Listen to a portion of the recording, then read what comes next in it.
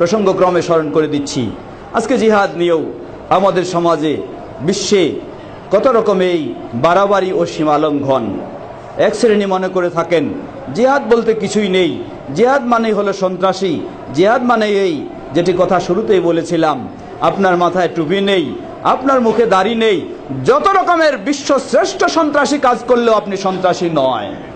আর আপনার মুখে যদি দাড়ি থাকে, আপনার মাথায় যদি টুপি থাকে, কোনো একটি অন্যায়ের বাধা দিতে গেলে আপনি তখন হয়ে যাবেন সন্ত্রাসী। এটাই হয়ে গেছে আজকে অমুসলিমদের, সেই ইহুদ খ্রিস্টান, বিশেষ করে ইহুদিদের অপপ্রচারে আজকে গোটা বিশ্বেই সেই অপপ্রচারে ছুঁয়ে গেছে, যার কারণে মুসলিম হয়েও আমাদের মাঝে সেই অমুসলিমদের, ইসলামের শত্রুদের চিন্তাগুলিও যেন আমাদের মাথায় এসে গেছে।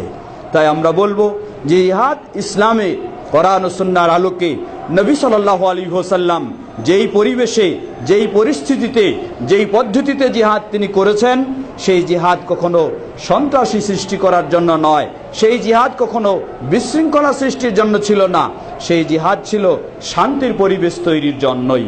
সেই জিহাদ, সেই পদ্ধতিতে ইসলামে কিয়ামত এখনো আছে, কিয়ামত পর্যন্ত থাকবে। এটাই একজন মুমিন মুসলিমকে বিশ্বাস করতে হবে। এটাকে কোনো রকমের অস্বীকার করার, কোনো রকমের অপব্যাখ্যা করার সুযোগ নেই।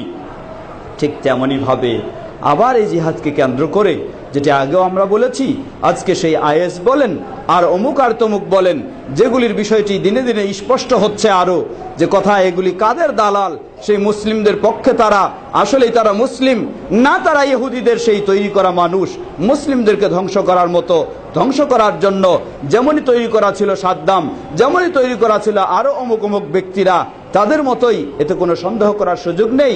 বিষয়টি দিনে দিনে আরো স্পষ্ট হচ্ছে। সুতরাং জিহাদের নাম দিয়ে তথাকথিত এই সমস্ত কর্মকাণ্ড, সেগুলি প্রকৃতপক্ষে ইসলাম ও মুসলিমদেরকে আরো ক্ষতিগ্রস্ত করার জন্য করা হচ্ছে।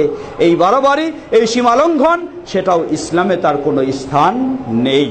অবশ্যই ইসলামের সেই সঠিক জিহাদ আছে, কিয়ামত পর্যন্ত থাকবে, কিন্তু এটিকে নিয়ে কোনো বাড়াবাড়ি, কোনো পক্ষরে করার ইসলাম কখনো সুযোগ দেয়নি। নবী সাল্লাল্লাহু আলাইহি